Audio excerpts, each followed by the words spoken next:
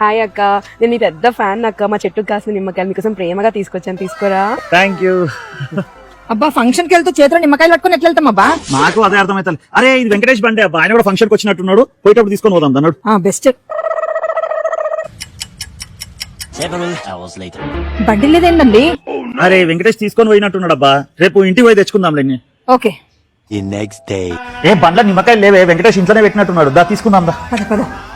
పంతులు గారు 50,000 phone pay చేశాను, చూసుకోండి.